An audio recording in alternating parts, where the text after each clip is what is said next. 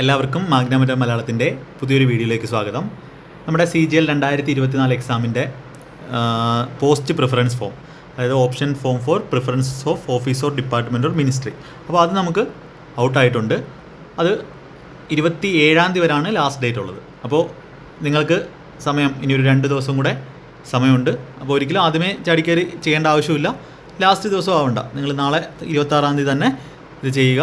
അപ്പോൾ ഒരുപാട് പേര്, എനിക്ക് തിരക്കായതുകൊണ്ടാണ് നേരത്തെ വീഡിയോ ചെയ്യാൻ പറ്റാഞ്ഞത്, ഒരുപാട് പേര് എനിക്ക് പേഴ്സണലായിട്ട് ചോദിച്ചു. അതുപോലെ നമ്മളുടെ ചാനലിൽ നിന്നൊരു പോൾ ഇട്ടിട്ടുണ്ടായിരുന്നു. അപ്പോൾ അതിലും 2-3 ഡൗട്ടുകൾ വന്നു. പിന്നെ നിങ്ങൾക്ക് ഒരുപാട് പേർക്ക് പോസ്റ്റുകളെ പറ്റിയും കാര്യങ്ങളും ഒക്കെ ഡൗട്ടുള്ളവരായിരിക്കും.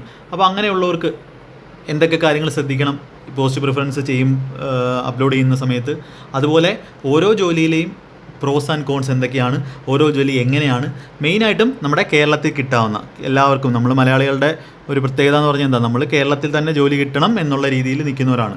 ബാക്കി നോർത്ത് ഇന്ത്യൻസിനെ പോലെ എല്ലാ സ്ഥലത്തും പോയി ജോലി ചെയ്യേണ്ട ആവശ്യമില്ല. നമുക്ക് കേരളത്തിൽ തന്നെ കിട്ടണം എന്നുള്ള രീതിയിലാണ് നമ്മൾ എല്ലാ എക്സാമും പഠിച്ച് തുടങ്ങുന്നതും അല്ലെങ്കിൽ അതിന് അപ്ലൈ ചെയ്യുന്നതും. ഓക്കെ, അപ്പോൾ എല്ലാവരുടെയും ഡൗട്ട് അതാണ്, കേരളത്തിന് പുറത്ത് പോകേണ്ടി വരുമോ, അല്ലെങ്കിൽ കേരളത്തിൽ തന്നെ എത്ര നാൾ നിൽക്കാൻ പറ്റും. അപ്പോൾ ആ കാര്യങ്ങളാണ് ഒരുപാട് പേർക്കും ഡൗട്ടുള്ളത്. അപ്പോൾ അതും എല്ലാം എല്ലാ പോസ്റ്റുകളെ പറ്റിയുള്ള നമുക്ക് വേണ്ടുന്ന ഒരു 45 പോസ്റ്റിനെ പറ്റിയും പറയാൻ ഈ വീഡിയോയിൽ പറ്റത്തില്ല. പക്ഷെ നമുക്ക് വേണ്ടുന്ന, നമ്മളുടെ കേരളത്തിലുള്ള മാക്സിമം പേരും എടുക്കുന്ന വേണ്ടുന്ന പോസ്റ്റുകളെ പറ്റിയുള്ള അവരുടെ കംപ്ലീറ്റ് ആയിട്ടുള്ള പ്രാക്ടിക്കലായിട്ടുള്ള ഡീറ്റെയിൽസ്, അല്ലാതെ വെറുതെ ഉള്ള വീഡിയോയിലുള്ള കാര്യങ്ങളല്ല, പ്രാക്ടിക്കലായിട്ടുള്ള ഡീറ്റെയിൽസ് ഇന്നത്തെ വീഡിയോയിൽ പറയുന്നതായിരിക്കും. അപ്പോൾ വീഡിയോ ഫുള്ളായിട്ട് കാണാൻ ശ്രമിക്കുക. അതിപ്പോൾ നിങ്ങൾ CGL ഇനി എഴുതാൻ പോകുന്നവരായാലും എന്ത് ചെയ്യുക, വീഡിയോ ഫുള്ളായിട്ട് കാണുക. ഇപ്പം പ്രിഫറൻസ് കൊടുക്കാനില്ല എന്നുള്ള കാര്യം കുഴപ്പമില്ല.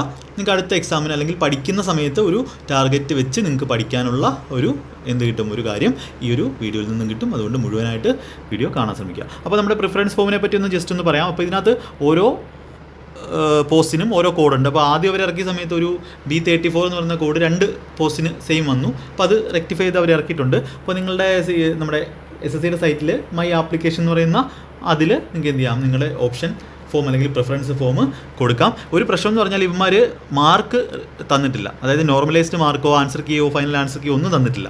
അപ്പോൾ നമ്മളുടെ മാർക്ക് എത്രയാണെന്നോ ബാക്കിയുള്ളവർക്ക് നമുക്ക് എത്ര റാങ്ക് കിട്ടുമെന്നൊന്നും കറക്റ്റായിട്ട് പറയാൻ പറ്റത്തില്ല. കാര്യം ഇതിൽ കുറച്ച് ക്വസ്റ്റ്യൻസ് ഒക്കെ തെറ്റിയിട്ടുണ്ട്. അപ്പോൾ തെറ്റിക്കഴിഞ്ഞ ക്വസ്റ്റ്യൻ മാർക്ക് തരുന്ന സമയത്ത് ഒരുപാട് ചേഞ്ച് ഉണ്ടാകും. കാര്യം 3 മാർക്കാണ് ഒരു ക്വസ്റ്റിന്. അപ്പോൾ ഒരു ക്വസ്റ്റ്യൻ തെറ്റിപ്പോയാൽ നമുക്ക് 4 മാർക്ക് പോയി, അല്ലെങ്കിൽ 1 മാർക്ക് നെഗറ്റീവ് ഉണ്ട്. അപ്പം എക്സ്ട്രാ കിട്ടിക്കഴിഞ്ഞാൽ, തെറ്റി ക്വസ്റ്റ്യൻ കിട്ടിക്കഴിഞ്ഞാൽ 4 മാർക്ക് കൂടുകയും ചെയ്തു. അപ്പോൾ ഒരുപാട് മാർക്കിൻ്റെ വ്യത്യാസം ഉണ്ടാവും. അതുകൊണ്ട് RBIയുടെ അനാലിസിസ് ഒന്നും അത്രമാത്രം ആക്യുറേറ്റ് ആണെന്ന് നമുക്ക് പറയാൻ പറ്റത്തില്ല. ചില വ്യത്യാസം നിങ്ങൾ എത്ര അനാലിസിസ് നടത്തിയെന്ന് പറഞ്ഞാലും ഉണ്ടാവാൻ ചാൻസ് ഉണ്ട്. അതുകൊണ്ട് അതൊക്കെ മനസ്സിൽ വെക്കുക. ഓക്കെ, ഇപ്പോൾ എല്ലാവർക്കും അങ്ങനെയാണ് അവസ്ഥ, അത് കൊണ്ട് പ്രശ്നമൊന്നുമില്ല. ഓക്കെ, അപ്പോൾ ഇവിടെ ഇതിനകത്ത് ഒരുപാട് പോസ്റ്റ് പറഞ്ഞിട്ടുണ്ട്. അപ്പോൾ നിങ്ങൾക്ക് CGL വഴി ഏതൊക്കെ പോസ്റ്റാണ് വിളിക്കുന്നത് നോക്കണമെന്നുണ്ടെങ്കിൽ ജസ്റ്റ് ഈ ഒരു ഫോം ഒന്ന് നോക്കിയാൽ മതി. ഓക്കെ, അപ്പോൾ ഈ വീഡിയോ ഇവിടെ കിടക്കുമ്പോൾ നിങ്ങൾക്ക് പോസ്റ്റുകൾ ഏതൊക്കെയാണെന്ന് കാണാനും പറ്റും. ഓക്കെ, അപ്പോൾ അതിന് ഓരോ കോഡുണ്ട്. B03 ASO ഇൻ CSS, അപ്പോൾ അതുപോലെ IBയിലുള്ള സെക്ഷൻ ഓഫീസർ, റെയിൽവേയിലുള്ളത്, എക്സ്റ്റേണൽ അഫയേഴ്സിലുള്ളത്, AFSQ armed force headquarter, election കമ്മീഷനുള്ളത്, അങ്ങനെ ഒരുപാട് പോസ്റ്റുകൾ. എന്തൊക്കെ പോസ്റ്റാണ് CGL വഴി ഉള്ളതെന്ന് ചോദിച്ചു കഴിഞ്ഞാൽ ഇത് നോക്കിയാൽ മതി. ഓക്കെ, അപ്പോൾ അതിനകത്ത് നമുക്ക് വേണ്ടത്, നമ്മുടെ കേരളത്തിൽ നിന്ന് മാക്സിമം ആൾക്കാരെടുക്കുന്നത് ഈ ASO ഒക്കെ മെയിൻലി ഡൽഹിയിലായിരിക്കും. അതിൻ്റെ പോസ്റ്റുകളുടെ ഡീറ്റെയിൽസ് ഒക്കെ നമുക്ക് അവസാനം വരാം. മെയിനായിട്ട് നമുക്ക് വരുന്നത് നിങ്ങൾ GST സെൻട്രൽ എക്സൈസ്, അതായത് നമ്മുടെ GST ഇൻസ്പെക്ടറാണ് CBICയിലെ. അതുപോലെ ഇൻസ്പെക്ടർ പ്രിവൻറ്റീവ് ഓഫീസർ, നമ്മുടെ കസ്റ്റംസിലെ പ്യുവർ കസ്റ്റംസിലെ ഇൻസ്പെക്ടർ, അതുപോലെ കസ്റ്റംസിലെ തന്നെ എക്സാമിനർ. ഇത് കസ്റ്റംസിലെയാണ്. ഈ എക്സാമിനർ പ്രിവൻറ്റീവ് ഓഫീസർ എന്നൊക്കെ പറയുമ്പോൾ നിങ്ങൾ ആദ്യമായിട്ട് കേൾക്കുന്നൊരു കാണും. പ്രിവൻറ്റീവ് ഓഫീസർ എന്ന് പറഞ്ഞാൽ നമ്മുടെ ഇൻസ്പെക്ടർ തന്നെയാണ്. GSTയിൽ നമ്മൾ GST ഇൻസ്പെക്ടർ എന്ന് പറയുന്ന പോലെ കസ്റ്റംസിലെ ഇൻസ്പെക്ടറാണ് നമ്മൾ പ്രിവൻറ്റീവ് ഓഫീസർ എന്ന് പറയുന്നത്. അതുപോലെ തന്നെ ഇൻസ്പെക്ടർ ലെവലുള്ള ഒരു പോസ്റ്റാണ് എക്സാമിനർ. അപ്പോൾ ഇത് രണ്ട് തമ്മിലുള്ള വ്യത്യാസം എല്ലാം ഇന്നത്തെ വീഡിയോയിൽ എന്ത് ചെയ്യാം, കറക്റ്റായിട്ട് നിങ്ങൾക്ക് പറഞ്ഞുതരാം എന്താണ് വ്യത്യാസം എന്നുള്ള കാര്യങ്ങളെല്ലാം. അപ്പോൾ ഇതെല്ലാം എന്താണ്, CBIC central board of indirect tax and customs ആണ്. അതുപോലെ അസിസ്റ്റന്റ് എൻഫോഴ്സ്മെൻറ്റ് ഓഫീസർ EDയിലാണ്. ഇൻസ്പെക്ടർ പോസ്റ്റ്, ഇതിനെപ്പറ്റി ഡൗട്ട് വന്നിട്ടുണ്ട്, അത് ഞാൻ ക്ലിയർ ചെയ്ത് തരാം. ഇൻകം ടാക്സ് ഇൻസ്പെക്ടർ, ഇതും ഒരുപാട് പേര് കൊടുക്കുന്ന പോസ്റ്റാണ്. CBIയിലെ സബ് ഇൻസ്പെക്ടർ, ഇതിനെപ്പറ്റി ഒരുപാട് ഡൗട്ട് വന്നിട്ടുണ്ട്. പിന്നെ ബാക്കി ഈ ടെക്സ്റ്റൈൽസ്, മൈൻസ്, അങ്ങനെ അസിസ്റ്റൻറ്റുകൾ, ഈ പാസ്പോർട്ട് ഓഫീസിലുള്ള അസിസ്റ്റൻറ്റ് നമ്മുടെ കേരളത്തിൽ ഉള്ളതാണ്. പിന്നെ ബാക്കിയെല്ലാം നോർത്തിൽ പോകുന്നതാണ്. നമ്മുടെ എക്സിക്യൂട്ടീവ് അസിസ്റ്റൻറ്റ് CBICയിലുള്ളതാണ്, പക്ഷേ കേരളത്തിൽ വേക്കൻസി ഇല്ല. ഓക്കെ, ഇൻസ്പെക്ടർ നാർക്കോട്ടിക്സ് അതൊക്കെ പുറത്ത് പോകുന്നതാണ്, നമുക്ക് അത്രയ്ക്ക് അത്യാവശ്യമുള്ളതല്ല. ബാക്കിയല്ല JSO നമുക്ക് കേരളത്തിൽ കിട്ടാൻ നല്ല ചാൻസ് ഉള്ളതാണ്. അപ്പോൾ അത് നമുക്ക് നോക്കാം, അതിനെപ്പറ്റിയൊക്കെ പറയാം. ഓഡിറ്റർ നമുക്ക് കിട്ടാം. പോസ്റ്റൽ അസിസ്റ്റൻറ്റ്, ഓക്കെ, ഒരുപാട് വേക്കൻസി കേരളത്തിലുണ്ട്, ഓൾ ഓവർ ഇന്ത്യയിലുണ്ട്. അത് ഒരുപാട് പേർക്ക് കിട്ടും, ഒരുപാട് പേർക്ക്. യെസ്, UDC UDC പോസ്റ്റുകളാണ്. ഓക്കെ, ടാക്സ് അസിസ്റ്റൻറ്റ് CBDT ആണ് നമ്മൾ ആദ്യം കൊടുക്കേണ്ടത്. അത് കഴിഞ്ഞാൽ CBSE. അതിൻ്റെ കാരണമൊക്കെ ഞാൻ പറഞ്ഞുതരാം. ഓക്കെ, അപ്പോൾ അപ്പർ ഡിവിഷനുകൾക്ക് അങ്ങനെ ഒരു 69 പോസ്റ്റുകളാണ് നമുക്കുള്ളത്. അപ്പോൾ ഇത് പ്രിഫറൻസ് ഫോം കൊടുക്കുന്നത് എങ്ങനെയാണെന്ന് നിങ്ങൾക്ക് മനസ്സിലായി കാണും. അതായത് നമുക്കിപ്പോൾ ആദ്യത്തെ ഒരു പോസ്റ്റ് എനിക്കിപ്പം ഇൻകം ടാക്സ് ഇൻസ്പെക്ടർ വേണം, അല്ലെങ്കിൽ പ്രിവൻറ്റീവ് ഓഫീസർ കസ്റ്റംസിൽ വേണം. അപ്പോൾ ജസ്റ്റ് എന്ത് ചെയ്യുക, അതിൻ്റെ കോഡ് എടുക്കുക. അതിൻ്റെ കോഡ് എന്ന് പറഞ്ഞാൽ എന്താണ്, നമ്മുടെ ഇപ്പം ഇൻസ്പെക്ടർ പ്രിവൻറ്റീവ് ഓഫീസർ B17 ആണ്. അപ്പോൾ ഞാൻ എന്ത് ചെയ്തു, ഞാൻ എൻ്റെ ഫസ്റ്റ് പ്രിഫറൻസ് ആയിട്ട് ഞാൻ എന്ത് കൊടുത്തു, B17 കൊടുത്തു. ഒന്നാമത്തിനകത്ത് ഞാൻ B17 കൊടുത്തു. അടുത്തത് എനിക്കിപ്പം അത് കഴിഞ്ഞിട്ട് ഇൻകം ടാക്സ് ഇൻസ്പെക്ടർ വേണമെന്ന് വെച്ചു. അപ്പോൾ ഇൻകം ടാക്സ് ഇൻസ്പെക്ടറിൻ്റെ കോഡ് എന്താണെന്ന് നോക്കാം. Inspector of income tax B21 ആണ്. ഓക്കെ, B21 ആണ്. അപ്പോൾ ഇതിന് കുറേ കാര്യങ്ങളുണ്ട്. B21 ആണ്. അപ്പോൾ അടുത്ത ഞാൻ B18 കൊടുത്തെന്ന് വെച്ചു, B16 കൊടുത്തെന്ന് വെച്ചു, അങ്ങനെ കൊടുക്കുവാണ്. അപ്പോൾ നിങ്ങൾ നോക്കേണ്ടത്, നമ്മൾ +2ലും നമ്മുടെ 10ാം ക്ലാസ്സിലൊക്കെ നമ്മൾ ഇത് കഴിഞ്ഞിട്ട് 10 കഴിഞ്ഞിട്ട് വേറെ സ്കൂളിലോട്ട് +1 സ്കൂളിലോട്ട് കൊടുക്കുമ്പോൾ നമ്മുടെ മെറിറ്റിൻ്റെ ബേസിലാണ്, അല്ലെങ്കിൽ മാർക്കിൻ്റെ ബേസിലാണ് നമുക്ക് എന്ത് കിട്ടുന്നത്, നമുക്ക് സ്കൂളിലോട്ട് അലോക്കേഷൻ കിട്ടുന്നത്, അല്ലെങ്കിൽ നമ്മുടെ കാറ്റഗറി വെച്ചിട്ടാണ് അലോക്കേഷൻ കിട്ടുന്നത്. അപ്പോൾ നമ്മൾ നോക്കും, ഇപ്പോൾ B17 എന്ന് പറയുന്ന പോസ്റ്റിന് ഇപ്പോൾ ഒരാൾ കൊടുത്തു. അപ്പോൾ അയാൾക്ക് ഏറ്റവും കൂടുതൽ മാർക്കുള്ള ആൾ കൊടുക്കുന്ന പ്രിഫറൻസ് ഏതാണോ അത് അയാൾക്ക് കിട്ടും. അപ്പോൾ ഇപ്പോൾ നിങ്ങൾക്ക് ഒരു കട്ട് ഓഫ്, ഈ ഒരു B17 എന്ന് പറഞ്ഞ പോസ്റ്റിൻ്റെ കട്ട് ഓഫ് ഒരു എക്സാമ്പിളായിട്ട് 350 ആണെന്ന് വെച്ചോ. 350 ആണെങ്കിൽ നിങ്ങൾക്ക് 320 മാർക്കേ ഉള്ളൂ, അല്ലെങ്കിൽ 330 മാർക്കേ ഉള്ളൂ. അപ്പോൾ നിങ്ങൾ എടുക്കുന്ന അടുത്ത പോസ്റ്റിൻ്റെ കട്ട് ഓഫ് 327 ആണെങ്കിൽ നിങ്ങൾക്ക് എന്ത് കിട്ടും, ആ കാറ്റഗറിയിൽ 327 ആണെങ്കിൽ നിങ്ങൾക്ക് B21 എന്ന് പറഞ്ഞ ജോലി കിട്ടും. ബാക്കി ഏത് ജോലിയാണോ കിട്ടുന്നത് നിങ്ങൾക്ക് അലോക്കേറ്റ് ആവും. ബാക്കി താഴോട്ടുള്ള പ്രിഫറൻസ് എല്ലാം എന്ത് ചെയ്യും, ക്യാൻസലായി പോകും. അപ്പോൾ നിങ്ങൾക്കിപ്പോൾ 350 കട്ട് ഓഫ് ഉള്ളിടത്ത് 353 ഉണ്ടെന്ന് വെച്ചോ. നിങ്ങൾ പക്ഷേ B21 327 കട്ട് ഓഫ് ഉള്ള ഒരു പോസ്റ്റാണ് ഫസ്റ്റ് കൊടുത്തത് എന്നുണ്ടെങ്കിൽ നിങ്ങൾക്ക് ആ B21 കിട്ടത്തുള്ളൂ. ബാക്കി എല്ലാ പോസ്റ്റും എന്ത് ചെയ്യും, ക്യാൻസലായി പോകും. സിമ്പിളായിട്ടുള്ള കാര്യമാണ്. അപ്പോൾ മെയിനായിട്ടുള്ള കാര്യം, ഒരു ജോലിയിൽ ഇപ്പോൾ ഇരിക്കുന്നവർ, പോസ്റ്റൽ അസിസ്റ്റൻ്റ് കേരളത്തിൽ തന്നെ ഇരിക്കുന്നവർ, പിന്നെ പോസ്റ്റൽ അസിസ്റ്റൻ്റ് എന്ന് പറയുന്ന ഒരു ജോലി നിങ്ങൾ എന്ത് ചെയ്യരുത്, കൊടുക്കരുത്. നിങ്ങൾ ആ പ്രിഫറൻസിനകത്ത് കൊടുത്തു കഴിഞ്ഞാൽ നിങ്ങൾക്ക് ബാക്കി ഒന്നിനും മാർക്കില്ല എന്നുണ്ടെങ്കിൽ നിങ്ങൾക്ക് വീണ്ടും പോസ്റ്റൽ അസിസ്റ്റൻ്റ് കിട്ടും. അപ്പോൾ അത് നിങ്ങൾ എന്തായാലും പോകത്തുമില്ല. അപ്പോൾ അങ്ങനെ ഒരു പോസ്റ്റ് വേസ്റ്റ് ചെയ്യരുത്. അത് നിങ്ങൾക്ക് ചെയ്യാൻ പറ്റുന്നതാണ്. ബാക്കി എക്സാം എഴുതിയൊരു അടുത്തൊന്നും ഒരിക്കലും പോസ്റ്റ് വെക്കരുതെന്നൊന്നും പറയാൻ പറ്റത്തില്ല. പക്ഷേ ഇത് നമുക്ക് പറയാൻ പറ്റും. നമുക്ക് അങ്ങനെ പോസ്റ്റ് വേസ്റ്റാക്കി കളയാതിരിക്കുക. പിന്നെ ഈ പ്രിഫറൻസ് കൊടുക്കുമ്പോൾ വളരെയധികം ശ്രദ്ധിക്കണം, വളരെയധികം ശ്രദ്ധിക്കണം. അതിന് കാരണങ്ങളുണ്ട്, പറഞ്ഞുതരാം. അപ്പോൾ നമ്മളുടെ ഫ്യൂച്ചറാണ്. അപ്പോൾ ജസ്റ്റ് നല്ല രീതിയിൽ ശ്രദ്ധിച്ച് മാത്രമേ എന്ത് ചെയ്യാവുള്ളൂ, നിങ്ങൾക്ക് റിസർച്ച് നടത്താനും കാര്യങ്ങളും എല്ലാം ചോദിച്ച് മനസ്സിലാക്കണം. എല്ലാം ഇപ്പം ഒരുപാട് സോഴ്സുകളുണ്ട് നമ്മുടെ ചാനലിൽ തന്നെ. ഞാൻ പറഞ്ഞു, എന്നെ ഡയറക്റ്റ് നിങ്ങൾക്ക് മെയിൽ അയച്ച് കാര്യങ്ങൾ ചോദിക്കാൻ, ഗൈഡൻസും ആർക്കും ഇതുവരെ ഗൈഡൻസ് ഒന്നും കൊടുക്കാതിരുന്നിട്ടില്ല. അപ്പോൾ അങ്ങനെയുള്ള ഒരുപാട് റിസോഴ്സുകളുണ്ട്. അപ്പോൾ അതൊക്കെ യൂട്ടിലൈസ് ചെയ്തായിരിക്കണം നമ്മൾ ഈ പ്രിഫറൻസ് ഫോമൊക്കെ കൊടുക്കേണ്ടത്. ഓക്കെ, അപ്പോൾ അങ്ങനെ നമുക്ക് 69 പോസ്റ്റിന് വേണമെങ്കിൽ കൊടുക്കാം. അപ്പോൾ നിങ്ങൾ മിനിമം ഒരു പോസ്റ്റിനെങ്കിലും കൊടുത്തിരിക്കണം.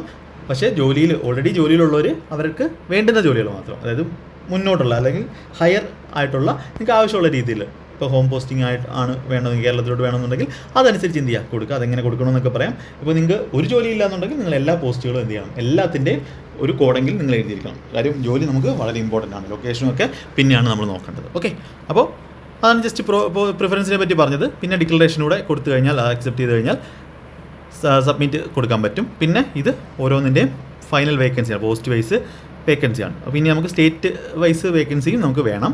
ഓക്കെ, അപ്പോൾ ഇതിനകത്ത് നമുക്ക് ടോട്ടൽ വേക്കൻസി നമുക്കുള്ളത് എത്രയാണ്, 18,174 വേക്കൻസി കൂടുതലാണ്. കഴിഞ്ഞ വർഷത്തെ അപേക്ഷിച്ച് കൂടുതലാണ്. ഓക്കെ, അപ്പോൾ ഇനി ഇതിനകത്ത് കുറച്ച് ഡൗട്ട് ചോദിച്ചിട്ടുണ്ടായിരുന്നു. ഹോം പോസ്റ്റിംഗ് കിട്ടാൻ പറ്റുന്ന ഇൻസ്പെക്ടർമാരെ കുറിച്ച് ചെറിയൊരു വിവരണം തരാമോ, including their pros cons, job profile, CBDT tax അസിസ്റ്റൻ്റാണോ കസ്റ്റംസ് ടാക്സ് അസിസ്റ്റൻ്റാണോ മികച്ചത്, കസ്റ്റംസിൽ PO എക്സാമിനർ ടാക്സ് അസിസ്റ്റൻ്റ് ഇതിൽ കിട്ടിയാൽ കേരളത്തിൽ കൊച്ചി മാത്രമാണോ പോസ്റ്റിംഗ്, അത് മാത്രമല്ലെങ്കിൽ എവിടെയൊക്കെയാണ്, ഇൻസ്പെക്ടർ PET ഫെയിൽ ആവാറുണ്ടോ, ഷിഫ്റ്റ് വൈസ് ഉള്ള ജോബ്സ് ഏതൊക്കെയാണ്, അതിന് ബുദ്ധിമുട്ട് അനുഭവപ്പെടാറുണ്ടോ, അതൊക്കെ ഞാൻ പറഞ്ഞുതരാം.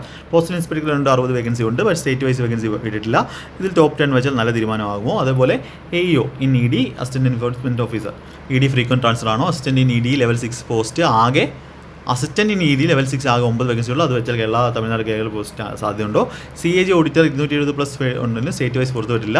ഇതിൽ CBDT CBIC ടാക്സ് അസിസ്റ്റൻ്റ് മുന്നേ വെച്ച നല്ല തീരുമാനമായിരിക്കുമോ. ലെവൽ 5 പോസ്റ്റ് ആണെങ്കിൽ കേരളത്തിന് പുറത്ത് ചെയ്യാൻ താല്പര്യമില്ല എങ്കിൽ. ഓക്കെ, അങ്ങനെയുള്ള ഡൗട്ടുണ്ട്. കേരള പോസ്റ്റിംഗ് ചാൻസ് ഉള്ള പോസ്റ്റുകൾ ഏതൊക്കെയാണ്, ഔട്ട്സൈഡ് കേരള കിട്ടിയാലും ട്രാൻസ്പോർട്ട് പോസിബിൾ ആയിട്ടുള്ള പോസ്റ്റുകൾ ഏതാണ്, റാൻഡം അലോക്കേഷൻ കാണിക്കുന്ന പോസ്റ്റുകളെ അലോക്കേഷൻ ഒക്കെ എങ്ങനെ അറിയും, SAS എക്സാമിനെ പറ്റി ചോദിച്ചിട്ടുണ്ട്, മാൻഡേറ്ററി ട്രാൻസ്ഫർ ഉള്ള പോസ്റ്റ്. അപ്പോൾ ഇതൊക്കെയാണ് ഡൗട്ടായിട്ട് വന്നത്. അപ്പോൾ നമ്മുടെ ഈ പ്രിഫറൻസിനെ പറ്റി നമുക്ക് ജനറലായിട്ടെന്ന് പറയുമ്പോൾ, അപ്പോൾ അത് ഓരോ ആൾക്കാരെ അനുസരിക്കും. നമ്മുടെ പ്രിഫറൻസ് എന്ന് പറഞ്ഞാൽ സബ്ജക്റ്റീവായിട്ട് ഓരോ ആൾക്കാർ ഇൻഡിവിജ്വൽസിനെ ഡിപ്പെൻഡ് ചെയ്തിരിക്കും അവരുടെ പ്രിഫറൻസ് എന്ന് പറയുന്നത്. ഇപ്പോൾ ഞാൻ കൊടുക്കുന്ന ജോലിയുടെ പ്രിഫറൻസ് ആയിരിക്കത്തില്ല നിങ്ങളുടെ കയ്യിലുള്ളത്. അപ്പോൾ എപ്പോഴും വെരിഫൈ ചെയ്തിട്ട് വേണം നിങ്ങൾ എന്ത് ചെയ്യാൻ, ഈ ഒരു പ്രിഫറൻസ് ഫോം വെക്കാൻ.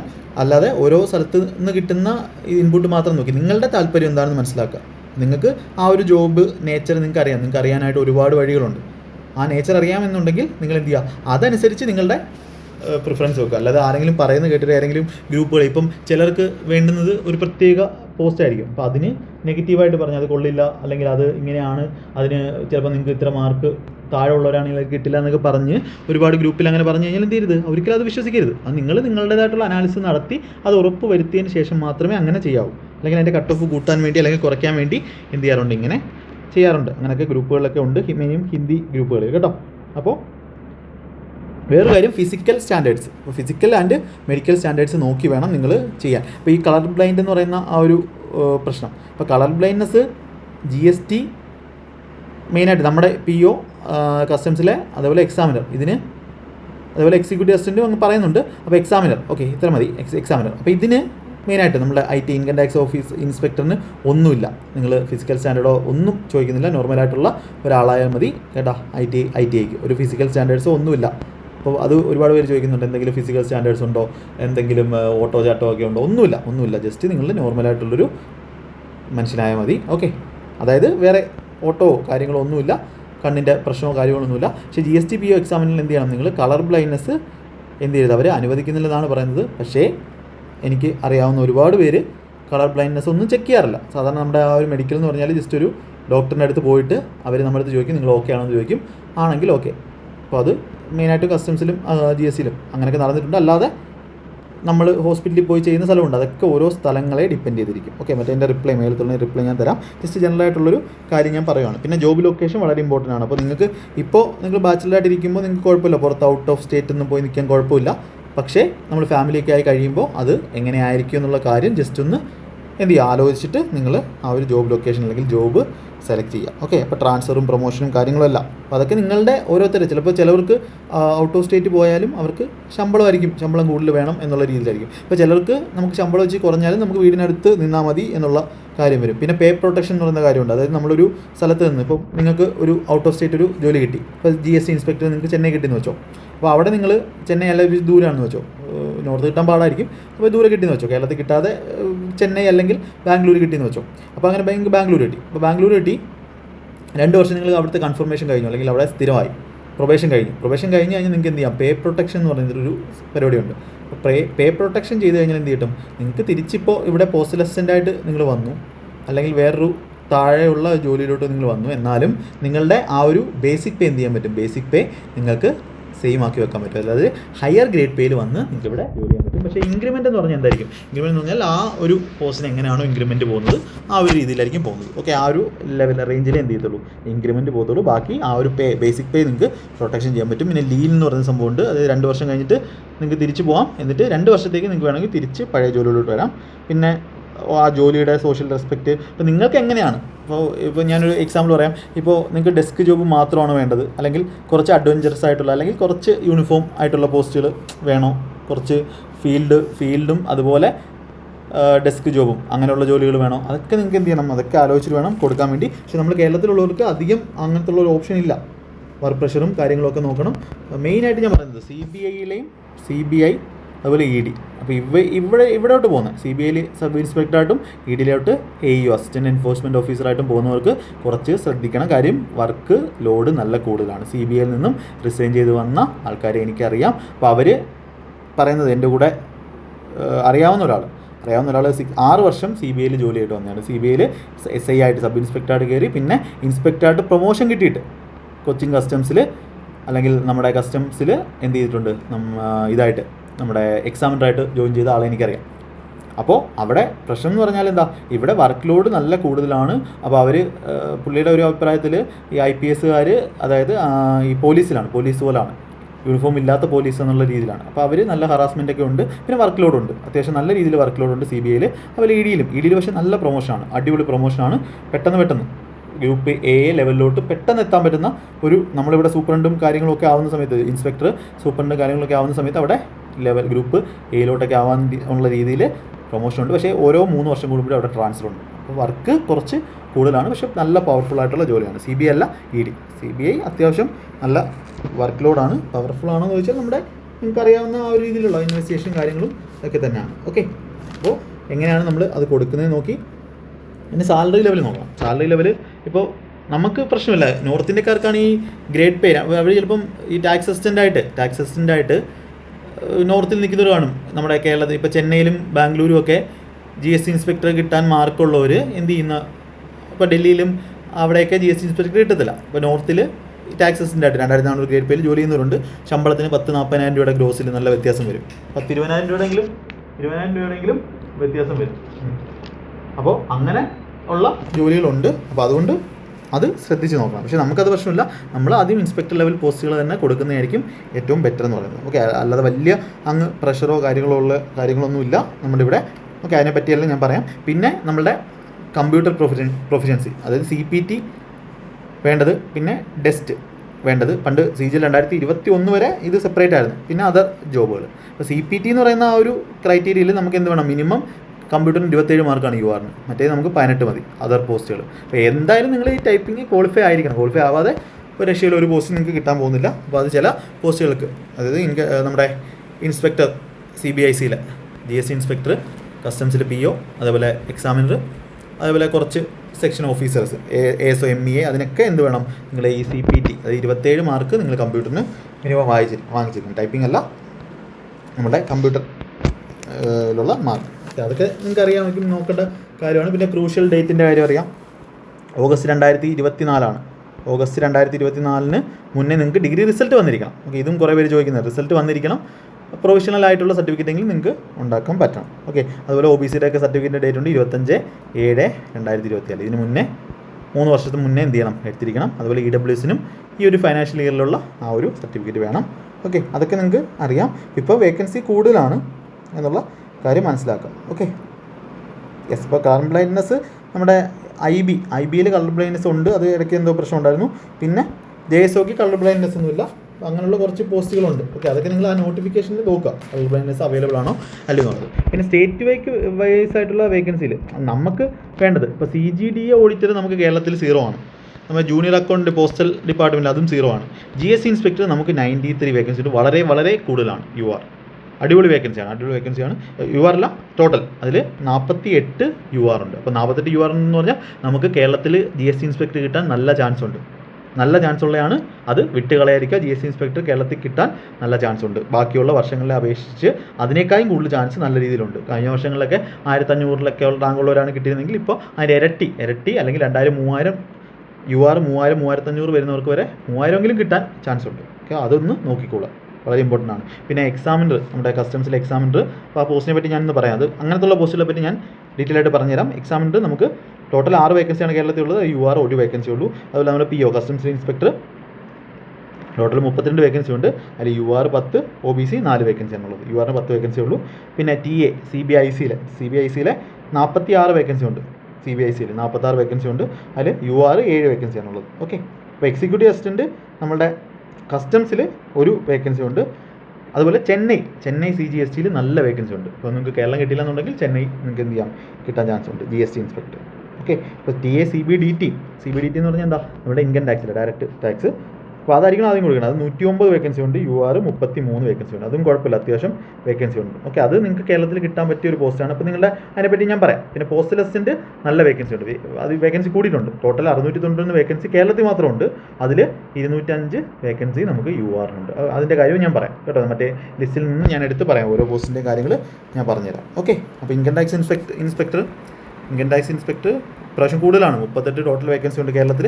അതിൽ 13 UR വേക്കൻസി ഉണ്ട്. പണ്ട് 5 മാക്സിമം വരുന്നത്. 2022 നല്ല രീതിയിൽ വന്നു. 9 OBC ഉണ്ട്. അപ്പോൾ അത് ശ്രദ്ധിച്ചോളാം. അത് വളരെ ഇമ്പോർട്ടൻ്റ് ആണ്, ഈ വേക്കൻസി നോക്കുന്നത്. പിന്നെ ഫിസിക്കൽ സ്റ്റാൻഡേർഡ്സിൻ്റെ കാര്യം കുറേ പേര് ചോദിക്കുന്നുണ്ട് അല്ലെങ്കിൽ നോക്കുന്നുണ്ട്. അപ്പോൾ ഇത് എന്ന് പറഞ്ഞാൽ എന്തായിരിക്കും, നമ്മൾ പോസ്റ്റ് നമ്മൾ കൊടുത്ത് നമുക്കിപ്പോൾ ഒരു പോസ്റ്റ് കിട്ടി. അപ്പോൾ ഫിസിക്കൽ സ്റ്റാൻഡേർഡ്സ് വേണ്ടത് മെയിൻലി ഇൻസ്പെക്ടറായിട്ടുള്ള പോസ്റ്റുകൾ ഏതൊക്കെയാണ്, നമ്മുടെ മെയിൻ ഇൻസ്പെക്ടർ GST, അതുപോലെ കസ്റ്റംസിലെ PO ഉണ്ട്, എക്സാമിനർ ഉണ്ട്. ഓക്കെ, അപ്പോൾ ഇവർക്ക് ഫിസിക്കൽ സ്റ്റാൻഡേർഡ്സ് ഉണ്ട്. പിന്നെ CBIയിൽ ഉണ്ട്, NIAയിൽ ഉണ്ട്, NCB നാർക്കോട്ടിക് കൺട്രോൾ ബ്യൂറോ അതിലുണ്ട്. അപ്പോൾ ഇതിനകത്ത് GSTയിലെ മെയിലിൻ്റെ 157 സെൻറ്റിമീറ്റർ എന്ത് വേണം, ഹൈറ്റ് വേണം. അതുപോലെ ഗേൾസിന് 152 വേണം. അത് ആ ഒരു ഫിസിക്കൽ സ്റ്റാൻഡേർഡ് നിങ്ങൾ ആ നോട്ടിഫിക്കേഷൻ നോക്കുക. ചെസ്റ്റ് എക്സ്പാൻഷൻ വന്ന് 81 വേണം.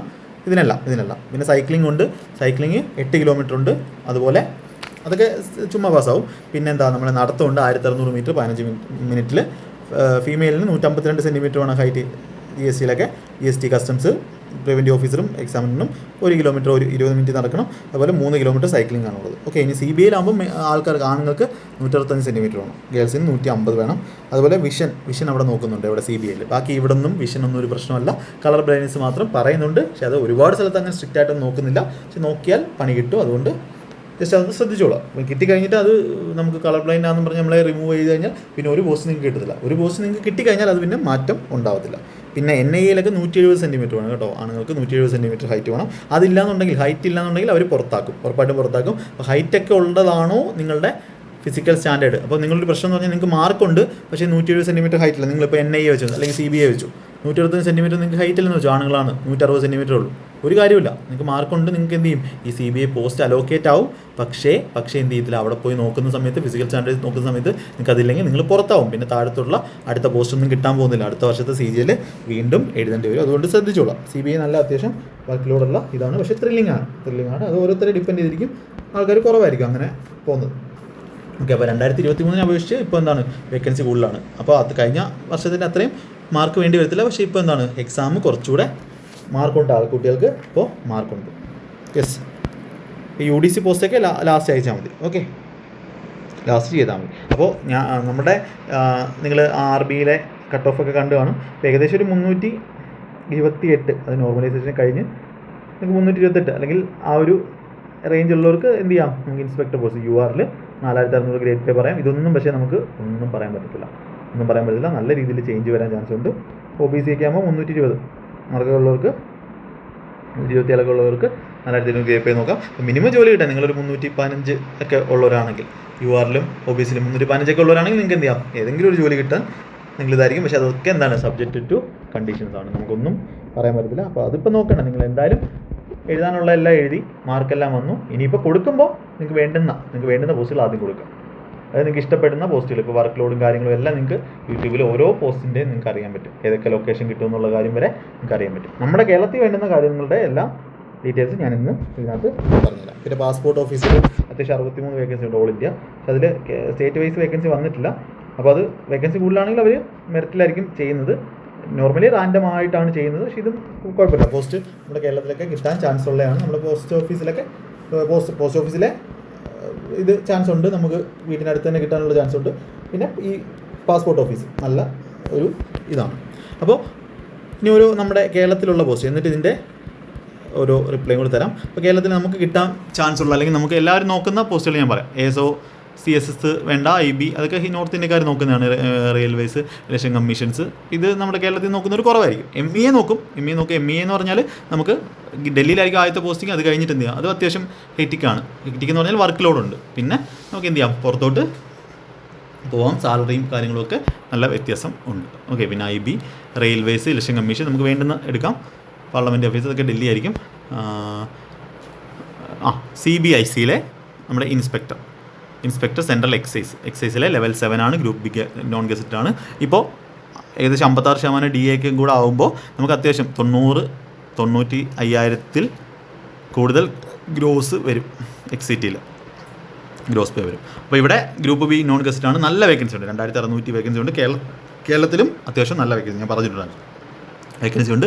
അപ്പോൾ ഈ ഒരു ഇൻസ്പെക്ടർ ഉണ്ട്. അതുപോലെ CBSയിൽ തന്നെ പ്രിവൻറ്റീവ് ഓഫീസർ, അതുപോലെ CBSയിൽ തന്നെ എക്സാമിനർ. അപ്പോൾ ഇങ്ങനെ 3 പോസ്റ്റുകളുള്ളത്. അപ്പോൾ ഈ പോസ്റ്റുകളെ പറ്റി ഞാൻ ഇന്ന് ഡീറ്റെയിൽ ആയിട്ട് പറയാം. അപ്പോൾ ഇവിടെ കസ്റ്റംസിലെ കാര്യം പറയുകയാണെങ്കിൽ, കസ്റ്റംസിൽ നമുക്ക് കേരളത്തിൽ കൊച്ചിയിലാണ് കസ്റ്റംസിൻ്റെ കസ്റ്റം ഹൗസ് ഉള്ളത്. അതായത് കസ്റ്റംസ് കമ്മീഷണറേറ്റ് കൊച്ചി ഉള്ളത്. എവിടെ കേരളത്തിലുള്ളത് കസ്റ്റംസിൻ്റെ കൊച്ചിയിലാണ് കസ്റ്റംസ് കമ്മീഷണറേറ്റ്. അപ്പോൾ അവിടെയുള്ള 2 ടൈപ്പ് ഓഫ് പോസ്റ്റുകളാണ്. ഗ്രൂപ്പ് ബി നോൺ ഗസറ്റ് പോസ്റ്റുകളാണ്. ലെവൽ 7 ബേസിക് പേ 44,900 വരുന്ന പോസ്റ്റുകളാണ് ഇൻസ്പെക്ടർ പ്രിവൻറ്റീവ് ഓഫീസർ, ഇൻസ്പെക്ടർ എക്സാമിനറും. അപ്പോൾ പ്രിവൻറ്റീവ് ഓഫീസർ എന്ന് പറഞ്ഞാൽ മെയിൻലി നമുക്ക് യൂണിഫോംഡ് പോസ്റ്റാണ്. യൂണിഫോംഡ് പോസ്റ്റിനകത്ത് നമുക്ക് അത് പല സ്ഥലത്ത് ഡ്യൂട്ടി വരാം. ഒന്ന് നമുക്ക് ഓഫീസിൽ ഡ്യൂട്ടി വരാം. അതുപോലെ നമ്മളുടെ വാർഫ് അല്ലെങ്കിൽ നമ്മുടെ പോർട്ട് ഏരിയ, നമ്മളിപ്പം കൊച്ചിയിലാണെങ്കിൽ വല്ലാർപാടം പോർട്ടിൽ ഡ്യൂട്ടി ഉണ്ട്. അതുപോലെ എയർപോർട്ട് സീ പോർട്ടും എയർപോർട്ടും അവിടെ ഡ്യൂട്ടി വരാം. അപ്പോൾ ഡ്യൂട്ടി വരുന്നത് എയർപോർട്ടിലാകുമ്പോൾ നമുക്ക് നൈറ്റ് ഷിഫ്റ്റ് ഉണ്ട്. അപ്പം സീരിയസ് ആയിട്ട് നമുക്കിപ്പോൾ എല്ലാം അറിയാവുന്നതാണ്. നൈറ്റ് ഷിഫ്റ്റ് ഉണ്ട്. അതായത് ഒരു ദിവസം ഡേ ആണെങ്കിൽ അടുത്ത ദിവസം നമുക്ക് ഡേയിൽ പോകേണ്ട നൈറ്റിൽ പോകണം, നൈറ്റ് ഡ്യൂട്ടി കഴിഞ്ഞിട്ട് എന്ത് ചെയ്യാം, നമുക്ക് 2 ദിവസം ഓഫ് കിട്ടും. അപ്പോൾ അത് നിങ്ങൾക്ക് ബാലൻസ് ചെയ്ത് പോകാൻ പറ്റും, വേറെ കുഴപ്പമൊന്നുമില്ല. ലേഡീസിൻ്റെ കാര്യം ചോദിച്ചിട്ടുണ്ടായിരുന്നു. ലേഡീസ് എന്ത് ചെയ്യണം, ഈ എയർപോർട്ടിലെ നൈറ്റ് ഡ്യൂട്ടി ലേഡീസും ചെയ്യുന്നതാണ്. അപ്പോൾ അത് ചെയ്തുകൊണ്ടിരിക്കുന്നതാണ്, അത് എന്ത് ചെയ്യും, അതിൻ്റെ വഴിക്ക് പോകും. എയർപോർട്ടിലെ ഡ്യൂട്ടി എന്ന് പറഞ്ഞാൽ എയർപോർട്ട് ഒരിക്കലും നിങ്ങൾക്ക് ആ ഒരു വർക്കിൻ്റെ പ്ലേസൊക്കെ ഏറ്റവും അടിപൊളിയാണ്, അങ്ങനെയൊന്നും ഒരു പ്രശ്നമില്ല. ഈ നൈറ്റിൽ നിൽക്കണം, അതൊരു കുറച്ചൊന്ന് അഡ്ജസ്റ്റ് ചെയ്യുമ്പോൾ നമുക്ക് അതൊരു ഇൻട്രസ്റ്റിംഗ് ആയിട്ടുള്ള കാര്യമാണ്. അപ്പോൾ അത് വലിയൊരു പ്രോബ്ലമായിട്ട് നമുക്ക് പറയാൻ പറ്റത്തില്ല. നമ്മുടെ ജോലി എന്ന് പറഞ്ഞാൽ ആ ഒരു സ്റ്റാൻഡേർഡിലേക്ക് എന്ത് ചെയ്യും, ഉയരുന്നതായിരിക്കും. ബാക്കി ലേഡീസിനെ സംബന്ധിച്ച് ബാക്കി സീ പോർട്ടിൽ അങ്ങനെ ഇടാറില്ല. അപ്പോൾ അത് അവിടെ ചിലപ്പോൾ കൊച്ചിയിൽ അല്ലെങ്കിൽ നമ്മുടെ പ്രിവെൻറ്റീവ് ആണെങ്കിൽ നമുക്ക് 24 hours ഡ്യൂട്ടി വരും. 24 hours എന്ന് പറഞ്ഞാൽ നമുക്ക് രാത്രി കിടക്കാനൊക്കെ പറ്റും, പക്ഷേ നമ്മൾ എന്ത് ചെയ്യണം, വിജിലൻ്റ് ആയിട്ട് ഉണ്ടായിരിക്കണം, അതനുസരിച്ച് ഓഫും കിട്ടും. ഓക്കെ, ഇപ്പോൾ അത്യാവശ്യം സ്റ്റാഫും കാര്യങ്ങളൊക്കെ ഉണ്ട്, അതുകൊണ്ട് പ്രിവെൻറ്റീവ് ഓഫീസർ ജോലി എന്ന് പറഞ്ഞത്. പിന്നെ യൂണിഫോംഡ് ആണ്. അപ്പോൾ യൂണിഫോംഡ് പോസ്റ്റിനുള്ള ഒരു ഒരു ഡിസിപ്ലിനും അല്ലെങ്കിൽ കുറച്ച് ഹൈറാർക്കി, അപ്പോൾ അതായത് മേലുദ്യോഗസ്ഥരോടുള്ള കുറച്ച് ഹൈറാർക്കി ഉണ്ട്. പക്ഷേ അത് വലിയ അളവിൽ അങ്ങില്ല. പുതിയ ജനറേഷൻ ആൾക്കാർ വരുവാണ്, നോർമൽ ഒരു ഓഫീസ് രീതിയിലുള്ള വർക്കുകൾ കൂടുതലുണ്ട്. അതുപോലെ നമുക്ക് ഇൻവെസ്റ്റിഗേഷൻ മൈൻഡുള്ളവർക്ക് അങ്ങനെയുള്ള ഒരുപാട് സാധ്യതകളുണ്ട്. ഇപ്പോൾ എപ്പോഴും ഡെസ്ക് ജോബ് ആയിരിക്കത്തില്ല, അതിങ്ങനെ മാറിക്കൊണ്ട് ഓരോ വർഷം കൂടുമ്പോഴും. ഒരു വർഷം എയർപോർട്ടാണെങ്കിൽ അടുത്ത വർഷം ഓഫീസിൽ നമ്മൾ ചെയ്യുന്നത് മെയിൻലി ഡ്യൂട്ടി സംബന്ധമായിട്ടുള്ള കാര്യങ്ങൾ, നമ്മൾ ഓർഡർ ഇറക്കുന്നത്, അങ്ങനെ ഓരോരോ കാര്യങ്ങൾ ഓരോ ഡിഫറെൻറ്റ് സെക്ഷനുകളുണ്ട്. അപ്പോൾ അങ്ങനത്തുള്ള കാര്യങ്ങളായിരിക്കും ഓഫീസിൽ ചെയ്യുന്നത്. എയർപോർട്ടിൽ നമ്മളുടെ മെയിൻലി സ്മഗ്ലിങ് തടയുക, ഇൻ്റലിജൻസ് യൂണിറ്റ് വർക്ക് ആയിരിക്കും നമുക്കുള്ളത്. എയർപോർട്ടിലെ ബാക്കി കാര്യങ്ങളും ബാഗേജും ഡ്യൂട്ടി അങ്ങനെയുള്ള കാര്യങ്ങളുണ്ട്.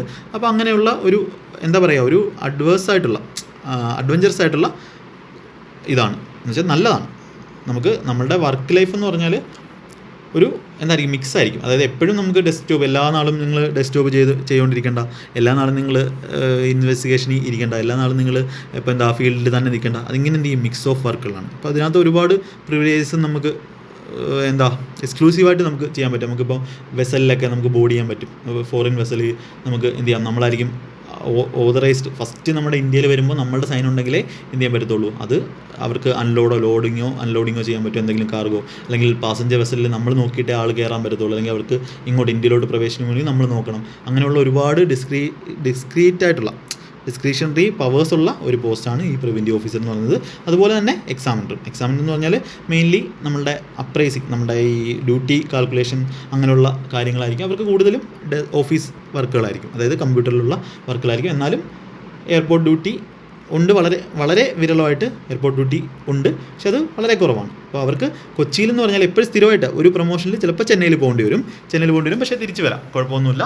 പിന്നെ പ്രൊമോഷൻ്റെ കാര്യത്തിലും ഈ നമ്മളുടെ GST ഇൻസ്പെക്ടറിനേക്കാളും കൂടുതൽ ഫാസ്റ്റായിട്ട് പ്രൊമോഷൻ നടക്കുന്നത് PO പിന്നെ വേറെ GSTയുടെ ഒരു കാര്യം ഗുണം എന്ന് പറഞ്ഞാൽ, നിങ്ങൾക്കിപ്പോൾ PO കസ്റ്റംസിലാണെങ്കിൽ മെയിൻലി കൊച്ചിയിലായിരിക്കും. പിന്നെ നമുക്ക് പ്രിവെൻറ്റീവ് എന്ന് പറയുന്ന വേറൊരു കമ്മീഷനുണ്ട്. അപ്പോൾ അവിടെ നമുക്ക് എന്ത് ചെയ്യാം, ഓൾ കേരളയാണ്. അതായത് ചിലപ്പോൾ തിരുവനന്തപുരമാവും, കണ്ണൂരാവും, കോഴിക്കോടാവും, അങ്ങനെ ഓൾ കേരള പോസ്റ്റിംഗ് ആയിരിക്കും. അപ്പോൾ ഓൾ കേരള പോസ്റ്റിംഗ് ആകുമ്പോൾ CCPയിൽ കിട്ടിക്കഴിഞ്ഞാൽ, അതിന് പ്രിവെൻറ്റീവ് എന്നാണ് പറയുന്നത്. അപ്പോൾ അവിടെ കിട്ടിക്കഴിഞ്ഞാൽ നമുക്ക് ഓൾ കേരള പോകേണ്ടി വരും. അപ്പോൾ മെയിൻലി അങ്ങനെ പോയാലും നമുക്ക് 2 വർഷം കഴിഞ്ഞ് തിരിച്ച് കൊച്ചിയിലോട്ട് കൊച്ചി ബേസ്ഡ് ജോബാണ് ഈ ഒരു കസ്റ്റംസിൻ്റെ എന്ന് പറയുന്നത്. അപ്പോൾ കൂടുതൽ ആൾക്കാർ വരുന്ന സമയത്ത് സ്ട്രെങ്ത് തികയുമ്പോൾ നമുക്ക് എന്ത് വരും, ചിലപ്പോൾ ഓൾ കേരള പോകേണ്ടി വരും. ഓക്കെ, അപ്പോൾ പക്ഷേ എന്നാൽ GST എന്ന് പറഞ്ഞാൽ നമുക്ക് വീടിൻ്റെ അടുത്ത്, ഇപ്പോൾ നിങ്ങളിപ്പോൾ കൊല്ലത്ത് താമസിക്കുന്നവരാണ് അല്ലെങ്കിൽ കണ്ണൂരുള്ളവരാണ്, അവർക്കൊക്കെ വീടിൻ്റെ അടുത്ത് കിട്ടാൻ ചാൻസ് ഉള്ള ഒരു പോസ്റ്റാണ് നമ്മുടെ GST എന്ന് പറയുമ്പോൾ ഇതുപോലെ നമ്മുടെ സീപോർട്ടൊന്നും വരത്തില്ല, എയർപോർട്ടിൽ വരും. അത് ഇങ്ങനെ ഫ്രീക്വൻ്റ് ആയിരിക്കത്തില്ല. ഇപ്പോൾ കസ്റ്റംസിലാണെങ്കിൽ PO ആണെങ്കിൽ അതിങ്ങനെ എയർപോർട്ട് ഫ്രീക്വൻ്റ് ആയിട്ട് ഒരു 3 വർഷം കൂടുമ്പോൾ അല്ലെങ്കിൽ 2 വർഷം കൂടുമ്പോൾ ഇങ്ങനെ മാറി വന്നുകൊണ്ടിരിക്കും. പക്ഷേ മറ്റേ GSTയിലാണെങ്കിൽ അത്ര വരത്തില്ല, കൂടുതലും റേഞ്ചസും അവിടുത്തെ വർക്കുകളും ിലുള്ള ഓഫീസ് വർക്കുകളായിരിക്കും, ഫയൽ വർക്കുകളായിരിക്കും. അപ്പോൾ കസ്റ്റംസും GSTയും വർക്ക് കമ്പയർ ചെയ്യുമ്പോൾ ഫയൽ വർക്ക് GSTയിൽ കൂടുതലായിരിക്കും. കാര്യം GST ലോ വന്നിട്ടേ ഉള്ളൂ, അതിനകത്ത് കുറേ പഠിക്കാനുണ്ട്. പക്ഷേ കസ്റ്റംസിൽ വരുമ്പോൾ ആ ഒരു ഫയൽ വർക്കുകൾ കുറവായിരിക്കും, പക്ഷേ കുറച്ചുകൂടെ ഇൻവെസ്റ്റിഗേഷൻ കാര്യങ്ങളും അങ്ങനെയൊക്കെയുള്ള ടൈപ്പ് വർക്കുകളായിരിക്കും. അപ്പോൾ അതൊക്കെ നിങ്ങൾ മനസ്സിലാക്കുക. അപ്പോൾ കൂടുതൽ യൂണിഫോമിനോട് കൂടുതൽ ഇത് വരുന്നത് PO അല്ലെങ്കിൽ വെള്ള യൂണിഫോം അതിലാണ്. എന്നാൽ GSTയിൽ അവർക്ക് അങ്ങനെ അധികം യൂണിഫോം ഇട്ടുള്ള പരിപാടികൾ ഭയങ്കര കുറവാണ്. നമ്മുടെ ഇൻഡിപെൻഡൻസ് ഡേ അങ്ങനത്തുള്ള റിപ്പബ്ലിക് ഡേ അങ്ങനെയുള്ള സന്ദർഭങ്ങളിൽ മതി. പിന്നെ പ്രോട്ടോക്കോൾ എന്ന് പറയുന്ന ആ ഡ്യൂട്ടി രണ്ടിടത്തും പോകേണ്ടി വരും. ഹയർ അപ്സിൻ്റെ കൂടെ നമ്മൾ എന്ത് ചെയ്യേണ്ടി വരും, യൂണിഫോം ഇട്ട് പോകേണ്ടി വരും. അങ്ങനത്തുള്ള കുറച്ച് കാര്യങ്ങളുണ്ട്. എന്നാലും നിങ്ങൾ നോക്കുക. അപ്പോൾ അത് രണ്ടും വലിയ വ്യത്യാസമില്ല. പ്രൊമോഷൻ ഫാസ്റ്റായിട്ടുള്ളത് നമ്മുടെ POയിലാണ്. പക്ഷേ നൈറ്റ് ഡ്യൂട്ടിയൊക്കെ കുറവ് വരുന്നത് GSTയിലായിരിക്കും. അപ്പോൾ അത് നോക്കി ചെയ്യുക. അപ്പോൾ അതിൻ്റെ എങ്ങനെ ചെയ്യണം എന്നുള്ളത് ഞാൻ പറയാം. അപ്പം ഞാൻ ഒരു സജഷൻ തരുന്നത്, നിങ്ങൾക്ക് കൊച്ചി അടുത്താണ് വീട്, കൊച്ചിയിൽ നിങ്ങൾക്ക് സ്ഥിരമായിട്ട് നിൽക്കണം എന്നുണ്ടെങ്കിലും, അല്ലെങ്കിൽ അത്യാവശ്യം യൂണിഫോമും അതുപോലെ പരേഡും അങ്ങനത്തുള്ള കാര്യങ്ങൾ നിങ്ങൾക്ക് പോലീസ് ട്രെയിനിങ് രണ്ടിലും കിട്ടും. ഓക്കെ, അപ്പോൾ അങ്ങനെ യൂണിഫോമിനോടൊക്കെ കൂടുതൽ ഇതാണ്, വെള്ള യൂണിഫോമിനോട് ഇതാണ്. അതുപോലെ നിങ്ങൾക്ക് നൈറ്റ് ഡ്യൂട്ടി ചെയ്യാൻ പറ്റും. നൈറ്റ് ഡ്യൂട്ടി എന്ന് പറഞ്ഞാൽ എപ്പോഴും അങ്ങനെ നൈറ്റ് ഡ്യൂട്ടി എന്നല്ല, നൈറ്റ് ഡ്യൂട്ടി ചെയ്യാൻ പറ്റും. അത്യാവശ്യം അഡ്വഞ്ചറസും ഓഫീസ് ജോലിയും മറ്റേതും മിക്സ് ആയിട്ടുള്ളത് ചെയ്യാം എന്നൊക്കെ ഉണ്ടെങ്കിൽ നിങ്ങൾ ഫാസ്റ്റ് പ്രൊമോഷൻ എന്നുണ്ടെങ്കിൽ നിങ്ങൾക്ക് PO എടുക്കാം, അല്ലെങ്കിൽ എക്സാമിനർ എടുക്കാം. എക്സാമിനർ കുറച്ചുകൂടെ രണ്ടും ഒരേ കേരളത്തിൽ തന്നെ ഉള്ളതാണ്. യൂണിഫോം ഇല്ല, പിന്നെ കൂടുതലും ഡ്യൂട്ടി കാൽക്കുലേഷൻ അങ്ങനെയുള്ള കൂടുതൽ അങ്ങനത്തുള്ള സെക്ഷനിലായിരിക്കും എക്സാമിന് കിട്ടുന്നത്. അല്ലാന്നുണ്ടെങ്കിൽ നിങ്ങൾക്ക് കുറച്ച് വീടിനടുത്ത് കിട്ടാൻ ചാൻസ് ഉള്ള, അല്ലെങ്കിൽ ഫയൽ വർക്ക് കൂടുതലുള്ള അങ്ങനെയുള്ള, അതും യൂണിഫോംഡ് പോസ്റ്റാണ്. അത് രണ്ടും ഒരേ സാലറിയൊക്കെ തന്നെയാണ്. അതൊക്കെ നിങ്ങളുടെ ഇഷ്ടമാണ്. അപ്പോൾ അത് ചൂസ് ചെയ്ത് എടുക്കുക. അപ്പോൾ ലേഡീസിന് കൂടുതൽ ലേഡീസും GST ആയിരിക്കും എടുക്കുന്നത്. എന്നാൽ നമ്മുടെ കസ്റ്റംസിൽ പ്രിവെൻറ്റീവ് ഓഫീസറായിട്ട് എക്സാമിനറായിട്ട് വരുന്ന ഒരുപാട് ലേഡീസുണ്ട്. അപ്പോൾ അതുകൊണ്ട് അങ്ങനെയൊന്നും ഉള്ളൊരു പ്രശ്നം ഇപ്പോൾ ഇല്ല. അപ്പോൾ അതൊക്കെ നോക്കിയെടുക്കുക. അപ്പോൾ അധികം കൂടുതൽ പറയാൻ പറ്റില്ല, ഡിപ്പാർട്ട്മെൻറ്റ് അകത്തുള്ള കാര്യങ്ങളൊന്നും പറയാൻ പറ്റത്തില്ല. നമുക്ക് ഈ ഒരു ബേസിക് ആയിട്ടുള്ള നേച്ചർ ഇങ്ങനെയാണ്, അത് നോക്കുക. ബാക്കി രണ്ടും CBSEയുടെ തന്നെയാണ്. GST റിലേറ്റഡ് ആയിട്ടുള്ള കാര്യങ്ങൾ ചെയ്യുമ്പോൾ ഇവിടെ ഇങ്ങനെ ചെയ്യുന്നു. അവിടെ കുറച്ചുകൂടെ കോംപ്ലിക്കേറ്റഡ് ആയിട്ടുള്ള വർക്കുകൾ നിങ്ങൾക്ക് ചെയ്യേണ്ടി വരും. പക്ഷേ എപ്പോഴും അങ്ങനെ ആയിരിക്കത്തില്ല, റിലാക്സബിൾ ആയിട്ടുള്ള നമ്മുടെ ഗവൺമെൻറ് ജോലിയാണ്. ഒരിക്കലും ബാങ്ക് പോലെയോ ഒന്നുമല്ല. അത്യാവശ്യം ടൈമും കാര്യങ്ങളും എല്ലാം കിട്ടുന്നതായിരിക്കും. ഓക്കെ, അപ്പോൾ ഇത്രയൊക്കെ ഉള്ളൂ നമ്മുടെ ഈ ഒരു 3 പോസ്റ്റുകളെ പറ്റി പറയാം. പിന്നെ നമ്മുടെ EDയിലുള്ള എൻഫോഴ്സ്മെൻറ്റ് ഓഫീസർ അത്യാവശ്യം പവർഫുള്ളാണ്. 3 വർഷം കൂടുമ്പോൾ ട്രാൻസ്ഫർ ഉണ്ട്. കേരളത്തിൽ തന്നെ കിട്ടണമെന്നില്ല, എപ്പോഴെങ്കിലും കിട്ടിയാലായി, അതേ ഉള്ളൂ. പിന്നെ നല്ല പ്രൊമോഷനാണ്, ഫാസ്റ്റർ പ്രൊമോഷനാണ് അവിടെ. പ്രിവെൻറ്റീവ് ഓഫീസർ എക്സാമിന് ആകുമ്പോൾ പ്രൊമോഷൻ കുറച്ചുകൂടെ ഫാസ്റ്റാണ് മറ്റേത് നല്ല ഡിലേ ആവും കേട്ടോ. URനൊക്കെ ആണെങ്കിൽ അത്യാവശ്യം ഡിലേ ആണ് നമ്മുടെ GSTയിലെ പ്രൊമോഷൻ എന്ന് പറയുന്നത്. ഓക്കെ, പിന്നെ ഇൻസ്പെക്ടർ പോസ്റ്റ് ആരോ ചോദിച്ചിട്ടുണ്ടായിരുന്നു. ഇൻസ്പെക്ടർ പോസ്റ്റ് അത്ര നല്ല പോസ്റ്റാണെന്ന് നമുക്ക് പറയാൻ പറ്റത്തില്ല. അത്യാവശ്യം പോസ്റ്റൽ ഡിപ്പാർട്ട്മെൻറ്റ് എന്ന് പറയുന്നത് ഒരിക്കലും നമുക്ക് ഈ ഒരു ഇൻകം ടാക്സ് ഡിപ്പാർട്ട്മെൻറ്റുമായിട്ടോ അല്ലെങ്കിൽ customs department, excise department compare ചെയ്യാൻ പറ്റത്തില്ല. അത് മറ്റേതൊക്കെ ടാക്സ് ജനറേറ്റ് ചെയ്യുന്ന, പ്രോഫിറ്റ് ജനറേറ്റ് ചെയ്യുന്ന ഇതാണ്. നമ്മുടെ പോസ്റ്റ് എന്ന് പറഞ്ഞാൽ നമ്മുടെ കയ്യിൽ നിന്ന് സർക്കാരിന് നഷ്ടം ഉണ്ടാക്കുന്നതാണ്, അല്ലെങ്കിൽ അത്ര പ്രോഫിറ്റബിൾ ആയിട്ടുള്ള സാധനമല്ല. അപ്പോൾ അതിൻ്റെ ആ ഒരു വ്യത്യാസം നമുക്ക് ആ ഡിപ്പാർട്ട്മെൻറ്റിൽ വർക്ക് ചെയ്യുമ്പോൾ തന്നെ നമുക്ക് മനസ്സിലാവും. അപ്പോൾ ഇൻസ്പെക്ടർ പോസ്റ്റ് അത്ര നല്ലൊരു ചോയ്സ് അല്ല. നിങ്ങൾക്ക് കട്ട് ഓഫ് കുറവായിരിക്കും, പക്ഷേ നാട്ടിൽ കിട്ടാൻ ചാൻസ് ഉണ്ടോ എന്ന് ചോദിച്ചാൽ കിട്ടാൻ ചാൻസ് ഉണ്ട്. പക്ഷേ വർക്ക് ബേസ് അത്ര നല്ല സുഖകരമല്ല. പിന്നെ ഇൻകം ടാക്സ് ഇൻസ്പെക്ടർ മിക്കവാറും എല്ലാവരും ഇപ്പം പണ്ടൊക്കെ കുറേ പേർക്ക് ഇൻകം ടാക്സ് ഇൻസ്പെക്ടർ മാത്രമേ അറിയത്തുള്ളൂ. CGL വഴി ഏതാ കൊടുക്കുന്നതെന്ന് ചോദിച്ചാൽ ഇൻകം ടാക്സ് ഇൻസ്പെക്ടർ. ഇപ്പോഴാണ് പിന്നെയും GSTക്കും അല്ലെങ്കിൽ ഈ PO പ്രിവെൻറ്റീവ് ഓഫീസറൊന്നും ആരും കേട്ടിട്ടില്ല. പ്രിവെൻറ്റീവ് ഓഫീസർ എക്സാമിനൊന്നും ആരും എന്താണെന്ന് പോലും അറിയില്ല. പക്ഷെ ഇപ്പോൾ അതൊക്കെ മാറി. ഇപ്പോൾ ഒരുപാട് പേർക്ക് എന്ത് ചെയ്യാൻ പറ്റും, ആക്സസിബിലിറ്റി ഉണ്ട്. ഏതൊക്കെയാണ് പോസ്റ്റ് എന്തൊക്കെയാണെന്ന് അറിയുന്നവർക്ക് അത് മനസ്സിലാക്കി ചെയ്യാൻ പറ്റും. ഇപ്പോൾ ഇൻകം ടാക്സ് ഇൻസ്പെക്ടർ ആകുമ്പോൾ പ്യുവർലി നിങ്ങൾക്ക് ഫയൽ വർക്ക്, ഓഫീസ് വർക്ക് മാത്രമാണ്. പിന്നെ ഇൻവെസ്റ്റിഗേഷൻ കാര്യങ്ങളൊക്കെ ഉണ്ട്. പക്ഷേ ഒരു പ്രൊമോഷൻ കഴിയുമ്പോൾ നമ്മുടെ ഇൻകം ടാക്സ് ഇൻസ്പെക്ടറിൽ നിന്നും ഇൻകം ടാക്സ് ഓഫീസർ ആവുന്ന സമയത്ത് വർക്ക് ലോഡ് നല്ല വ്യത്യാസം വരും കമ്പയർഡ് ടു നമ്മുടെ ഇൻസ്പെക്ടർ ഉണ്ടാവുമല്ലോ. ഇൻസ്പെക്ടർ നമ്മുടെ CBICയിൽ സൂപ്പർ ഉണ്ടാവും, അല്ലെങ്കിൽ അടുത്ത പ്രൊമോഷനായിട്ട് അപ്രൈസർ ആവും. അപ്പോൾ അവരെ സംബന്ധിച്ച് നമ്മുടെ ITOയ്ക്ക് ഇൻകം ടാക്സ് ഓഫീസർ അടുത്ത പ്രൊമോഷൻ ഏകദേശം നോർമലി 8 വർഷം കൊണ്ടൊക്കെയാണ്.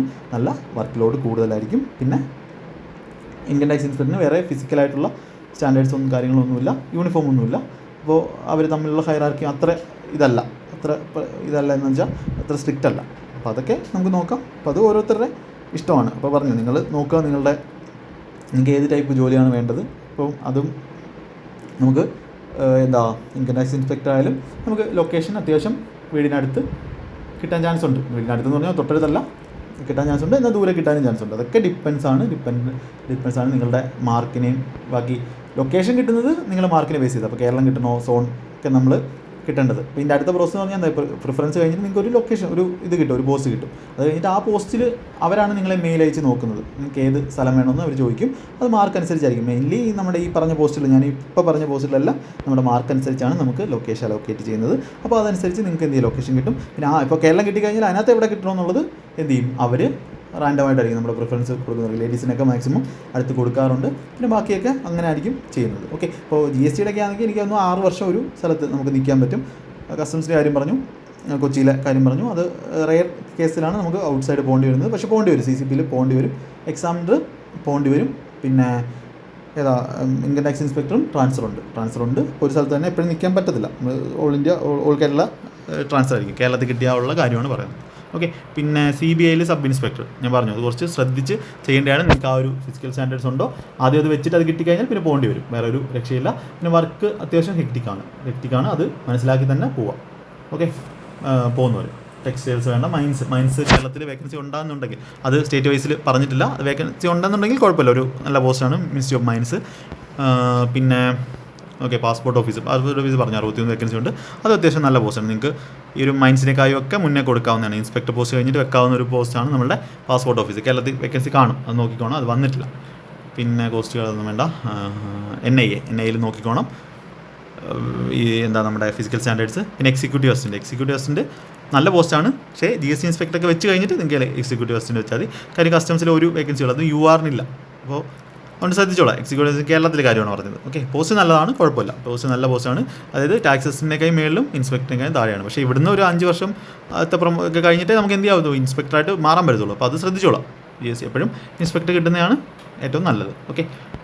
ASO, പിന്നെ CB നർക്കോട്ടിക്സിലെ ഇൻസ്പെക്ടർ, അതൊക്കെ നോർത്തിലായിരിക്കും കിട്ടുന്നത് മെയിനായിട്ടും. പിന്നെ നമുക്ക് വേണ്ടുന്ന പോസ്റ്റ് ഒരുപാട് പോസ്റ്റുകൾ വന്നിട്ടുണ്ട്.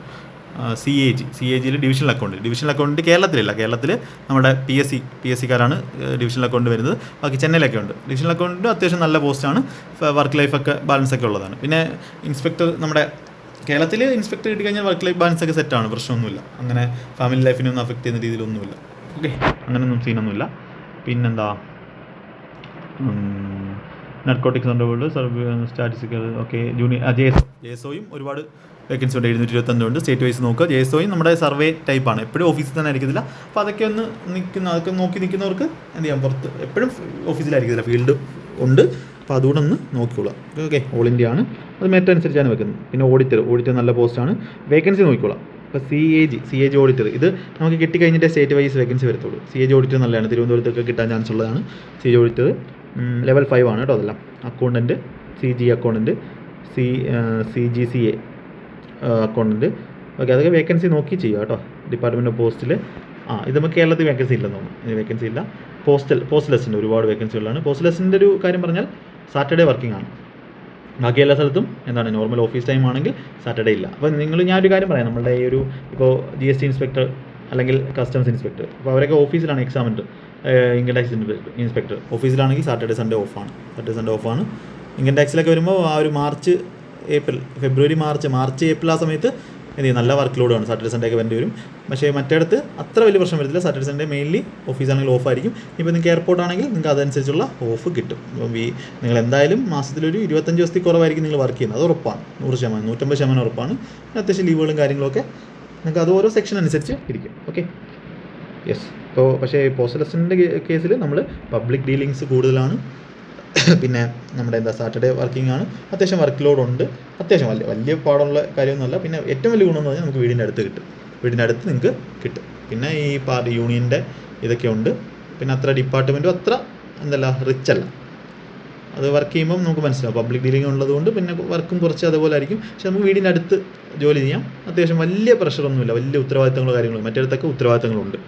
ഇൻസ്പെക്ടർ ആവുന്ന സമയത്ത് GST ആയിക്കോട്ടെ, കസ്റ്റംസ് ആയിക്കോട്ടെ, ഇൻകം ടാക്സ് ആയിക്കോട്ടെ, ഉത്തരവാദിത്തങ്ങളുണ്ട്, റെസ്പോൺസിബിലിറ്റി ഉണ്ട്. നമ്മുടെ ലെവൽ കൂടുന്നതിനനുസരിച്ച് അത്യാവശ്യം വർക്കുണ്ട്. മേളിലുള്ളവർ നല്ല രീതിയിൽ നമ്മൾ എന്ത് ചെയ്യണം, വർക്ക് ചെയ്യേണ്ടി വരും. അപ്പോൾ അതൊക്കെ ഓരോ സ്ഥലത്തെ ഡിപ്പെൻഡ് ചെയ്തിരിക്കും. നല്ല രീതിയിൽ ഉത്തരവാദിത്തമുണ്ട്, നമ്മൾ നല്ല രീതിയിൽ ശ്രദ്ധിച്ച് ചെയ്യണം. പക്ഷേ പോസ്റ്റ് ടെസ്റ്റിൻ്റെ അത്ര ഒരു സ്ട്രെസ്സ് കൂടുതലാണെന്ന് പറയാൻ പറ്റത്തില്ല നമുക്ക്. പക്ഷേ വർക്കിൻ്റെ ആ ഒരു നേച്ചർ, ഇപ്പോൾ നമ്മളിപ്പം ഒരു സാധനം കിട്ടുമ്പോൾ നമുക്ക് എന്ത് ചെയ്യും, ബെറ്ററിലോട്ട് പോകണമെന്ന് തോന്നും. പക്ഷേ ബെറ്ററിലോട്ട് പോകുമ്പോൾ വിചാരിക്കും അത് ഭയങ്കര സ്ട്രെസ്സാണ്, താഴെ പോയാൽ മതി. അത് അങ്ങനെയാണ് ലൈഫ്, അങ്ങനെയാണ്. പക്ഷേ എപ്പോഴും ബെറ്ററിന് വേണ്ടി എന്ത് ചെയ്യാൻ ശ്രമിക്കുക. ഓക്കെ. പിന്നെ അങ്ങനെ നമുക്ക് അടുത്തായിട്ടുള്ള അഡീഷണൽ അക്കൗണ്ടിന് പറഞ്ഞു, ഓഡിറ്റർ പറഞ്ഞു, പോസ്റ്റൽ അസിസ്റ്റൻ്റ് കാര്യം പറഞ്ഞുകൊണ്ടിരുന്നത്. പിന്നെ UDC ഒക്കെ നമുക്കിവിടെ വേക്കൻസി ഒന്നുമില്ല. ടെക്സ്റ്റൈൽസ് ഒന്നും വേക്കൻസി ഒന്നും കാണത്തില്ല. Defence, atomic energy, mines, CBDT. പിന്നെ ഇത് CBICയിലെ ടാക്സ് അസിസ്റ്റൻറ്റും CBDTയിലെ ടാക്സ് അസിസ്റ്റൻറ്റും. ഇപ്പോൾ CBDTയിലെ ടാക്സ് അസിസ്റ്റൻ്റ് കൊടുക്കാനാണ് ഞാൻ പറയുന്നത്. പക്ഷേ ഇപ്പം വേക്കൻസി ഇപ്പോൾ പ്രൊമോഷൻ എന്ന് പറഞ്ഞാൽ CBDTയിൽ നമുക്ക് സീനിയർ TA എന്ന് പറയുന്നൊരു പോസ്റ്റ് കൂടെ വരുന്നുണ്ട്. അപ്പോൾ അതുകൊണ്ട് നമ്മുടെ പ്രൊമോഷൻ എനിക്ക് തോന്നുന്നു ഇൻസ്പെക്ടർ ആവാൻ 15 വർഷം തന്നെ എടുക്കും. പക്ഷേ CBICയിൽ ഓൾറെഡി 15 വർഷം തന്നെയാണ്. അപ്പോൾ CBIC ആകുമ്പോൾ പിന്നെ കൊച്ചി തന്നെ ആയിരിക്കും മെയിനായിട്ടും കിട്ടുന്നത്. നമുക്ക് ഇവിടെ കസ്റ്റംസിൽ കിട്ടിക്കഴിഞ്ഞാൽ, അല്ലെങ്കിൽ പിന്നെ GSTയിൽ പോകണം. CBDTയിൽ പക്ഷേ കുറച്ചുകൂടെ ഇൻഫ്രാസ്ട്രക്ചറൊക്കെ നല്ലത് CBDTയിലാണ്. ഇൻകം ടാക്സിൻ്റെ ക്വാർട്ടേഴ്സും ആയിക്കോട്ടെ, അതുപോലെ ഓഫീസ് ആയിക്കോട്ടെ, അതാണ് കുറച്ചുകൂടെ എന്താ ആ ഒരു രീതിയിൽ നല്ലത്. അപ്പോൾ നിങ്ങൾ ആരെങ്കിലും കൊടുക്കുന്നുണ്ടെങ്കിൽ CBDT കൊടുത്തിട്ട് CBIC കൊടുത്താൽ മതി. ടാക്സസിൻ്റെ അത്യാവശ്യം നിങ്ങൾക്ക് പഠിക്കാനൊക്കെ ഇപ്പോൾ മുന്നോട്ട് പഠിക്കണം എന്നുണ്ടെങ്കിൽ, അല്ലെങ്കിൽ അടുത്ത CG എഴുതണമെന്നുണ്ടെങ്കിൽ CBDT അല്ലെങ്കിൽ CBIC നിങ്ങൾക്ക് എന്ത് ചെയ്യാം, ടാക്സസിന് കൊടുക്കാം. അത് കൊടുത്തിട്ട് നിങ്ങൾക്ക് എന്ത് ചെയ്യാം, മുന്നോട്ട് പഠിക്കാം. പോസ്റ്റലസിനേക്കായി അത് മുന്നേ കൊടുക്കേണ്ടത് ഇതാണ്. ഇത് കൊടുത്തിട്ട് എന്ത് ചെയ്യുക, പോസ്റ്റലസിൻ്റെ കൊടുത്താൽ മതി. ഇപ്പോൾ വേക്കൻസി ഉണ്ടല്ലോ. ഓക്കെ, പോസ്റ്റലസിൻ്റെ നിങ്ങൾക്ക് കിട്ടും. അത്യാവശ്യം മാർക്കുള്ളവരാണെങ്കിൽ നിങ്ങൾക്ക് കിട്ടും. അവസാനത്തേക്ക് ഇതിൽ പോകുന്നതായിരിക്കും. UDCയും പോസ്റ്റലസിൻ്റെ ഒക്കെ അങ്ങനെ ആയിരിക്കും പോകുന്നത്. ഓക്കെ, വേക്കൻസി കൂടുതലാണ്. ഇത്രയൊക്കെയല്ലേ ഉള്ളൂ. നമുക്ക് അത്യാവശ്യമുള്ള പോസ്റ്റുകൾ ഇതൊക്കെയാണ്. ഇനി നമുക്ക് ഇവരുടെ ഡൗട്ട് നോക്കാം.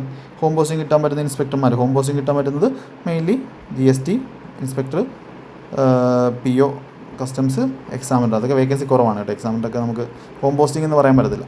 പിന്നെ നമ്മുടെ ഇൻകം ടാക്സ് ഇൻസ്പെക്ടർ, പക്ഷേ ഇൻകം ടാക്സ് ഇൻസ്പെക്ടറിലും പ്രശ്നം എന്താണ്, വേക്കൻസി കുറവാണ്.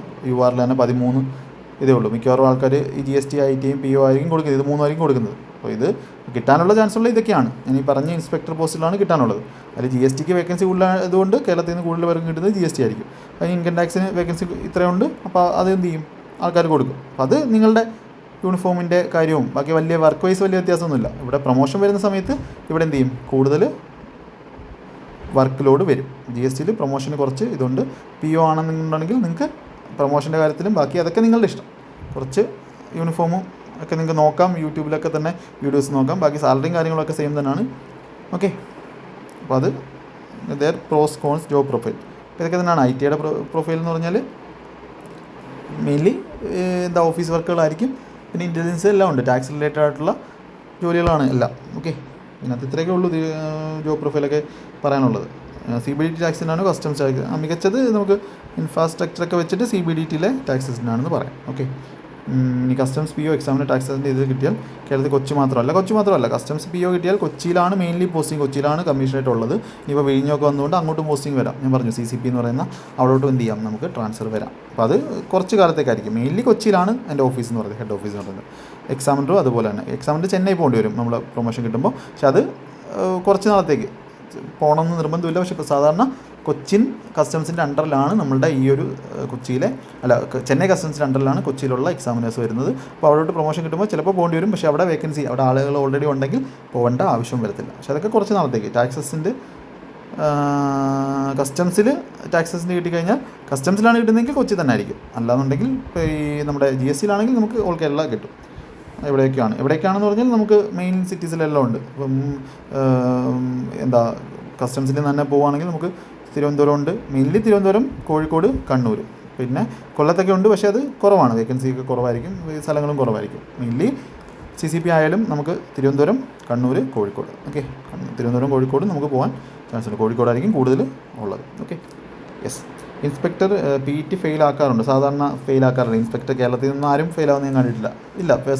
ഫിസിക്കൽ എഫിഷ്യൻസി ടെസ്റ്റ് നമ്മൾ ഫെയിൽ ആക്കാറില്ല. നോർമലായിട്ട് നടന്നാൽ മതി. 1600 മീറ്റർ നടക്കുക, ഒന്നുമില്ല. 1.5 കിലോമീറ്റർ നടക്കണം, സൈക്കിൾ ഓട്ടണം, അത്രേ ഉള്ളൂ. അതെല്ലാവരും പാസ്സാവിടാം. ഷിഫ്റ്റ് വൈസ് ഷിഫ്റ്റുള്ള ജോബ്സ് ഏതൊക്കെയാണ്? ഷിഫ്റ്റ് വൈസ് എന്ന് പറഞ്ഞാൽ ഇത് ഞാൻ പറഞ്ഞു, ഈ എയർപോർട്ടിൽ കിട്ടുമ്പോൾ ഷിഫ്റ്റ് ഉണ്ട്. അതുപോലെ കസ്റ്റംസിൽ നമ്മൾ ആ ഒരു സീപോർട്ടിൽ നിൽക്കുമ്പോൾ ഷിഫ്റ്റ് ഉണ്ട്. പക്ഷേ അതനുസരിച്ചുള്ള ഓഫ് നിങ്ങൾക്ക് കിട്ടും. ഓക്കെ, അതൊന്നും കുഴപ്പമില്ല. അതിന് ബെനിഫിറ്റും കാര്യങ്ങളും ഓഫും കാര്യങ്ങളും എല്ലാം ഉണ്ട്. ഓക്കെ, അതായത് വർക്ക് ലൈഫും എല്ലാം സെറ്റാണ്, കുഴപ്പമൊന്നുമില്ല. ജോബ്സ് ഏതൊക്കെയാണ്. പിന്നെ GSTയിലായാലും നമ്മൾ ഇവിടെ പോകുമ്പോൾ എയർപോർട്ടിൽ പോകുന്ന സമയത്ത് അത് ചെയ്യേണ്ടി വരും. പിന്നെ എക്സാമിനർ ആയാലും ചില സമയത്ത് നൈറ്റ് ഷിഫ്റ്റുള്ള സ്ഥലങ്ങളുണ്ട്, എയർ കാർഗോ അവിടെയൊക്കെ ഉണ്ട്. പക്ഷേ അതിങ്ങനെ മാറിക്കൊണ്ടിരിക്കും, എപ്പോഴും ഒരേ സ്ഥലത്തായിരിക്കത്തില്ല. ബുദ്ധിമുട്ട് അനുഭവപ്പെടാമെന്ന് വെച്ചാൽ അത് എന്താ ഓരോരുത്തരെ ഡിപ്പെൻഡാണ്. ആദ്യമൊക്കെ നൈറ്റ് ഡ്യൂട്ടി ചെയ്യുമ്പോൾ നമ്മൾ ഉറങ്ങാതിരുന്ന് ഒരു കാര്യം പുതുതായിട്ട് ചെയ്യുമ്പോൾ നമുക്ക് ആദ്യമൊക്കെ പ്രയാസമായിരിക്കും. പക്ഷേ അതുമായിട്ട് നമ്മൾ അഡാപ്റ്റ് ചെയ്ത് പോകും. നമ്മൾ അതനുസരിച്ച് റെസ്റ്റും കാര്യങ്ങളൊക്കെ ചെയ്യണം. അങ്ങനെയുള്ള കാര്യങ്ങളാണ്. ബുദ്ധിമുട്ട് അനുഭവപ്പെടാറുണ്ടോ എന്ന് വെച്ചാൽ ആദ്യം അനുഭവപ്പെടാറുണ്ട്. പിന്നെ അതെന്ത് ചെയ്യും, നിങ്ങൾ യൂസ് ടു ആവും. അതനുസരിച്ചുള്ള എന്തും കിട്ടും, ഓഫും കിട്ടും.